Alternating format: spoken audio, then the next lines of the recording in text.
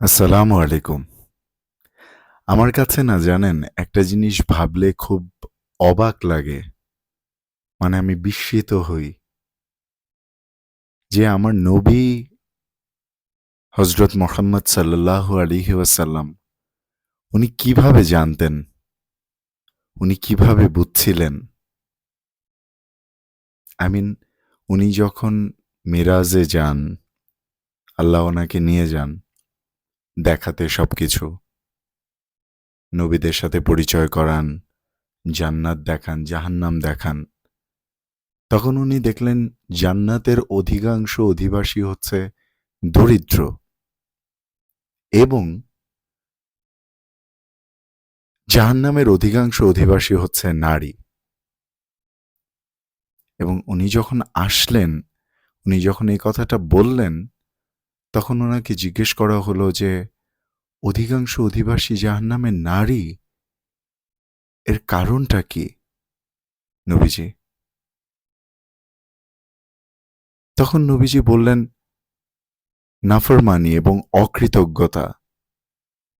সেটা কিরকম? সেটা কি ধরনের? উনি তখন আরো পরিষ্কার করে উদাহরণ সহ উনি বললেন যে, নারীরা তাদের স্বামীরা তাদের প্রতি সারা জীবন এহসান করার পরে, কথাটা মনোযোগ দিয়ে শুনবেন, সারা জীবন এহসান করার পরে একটু যদি কখনো এদিক ওদিক হয়, তখনই তাদের মুখ থেকে এটা বের হয়ে বসে, এটা তারা বলে বসে যে তুমি সারা জীবনে আমার জন্য কিছুই করো নাই, আমি তোমার কাছ থেকে কিছুই পাই নাই। মডার্ন ডে ল্যাঙ্গুয়েজে যদি বলেন তাহলে বিষয়টা এভাবে বলতে পারেন যে, অনেক বোনেরাই আছে এরকম বলে না, আমি একটু রাফ ল্যাঙ্গুয়েজই ইউজ করছি, এভাবে বলে যে, দেখ বাচ্চাটা আছে বলে তোর সাথে সংসার করতেছি, নাহলে তোর সাথে সংসার করতাম না। এরপরে নানান ধরনের লাঞ্ছনা, অপমান, হ্যাঁ, টাকা পয়সা নিয়ে খোঁটা দেওয়া, জব নিয়ে খোঁটা দেওয়া, বিভিন্নভাবে মানসিক অশান্তি, অস্থিরতা সৃষ্টি করে রাখা, এগুলো যারা করেন তাদের কথা বলছে। সেগুলো তো আছেই। পাশাপাশি এই ধরনের কথাবার্তাগুলা, যেটা বলছি রিয়েলিটি, বাস্তব। না আমার কাছে এইটাই ভাবতে অবাক লাগে, সুবহানাল্লাহ, ১৪০০ বছর আগে নবীজি এই জিনিসটা দেখে আসছেন এবং উনি বলছেন তাও কি এত সুন্দর করে বুঝায় বলছেন, কারণটা কি ১৪০০-১৫০০ বছর আগে,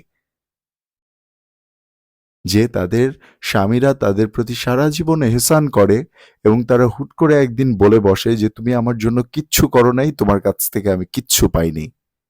এই নাফরমানি, এই রকমের অকৃতজ্ঞতার জন্য অধিকাংশ নারী জাহান্নামী হবে এবং স্বামীর সন্তুষ্টি, স্বামীর আনুগত্য, স্বামীর খুশি এখানে অনেক বড় একটা ব্যাপার।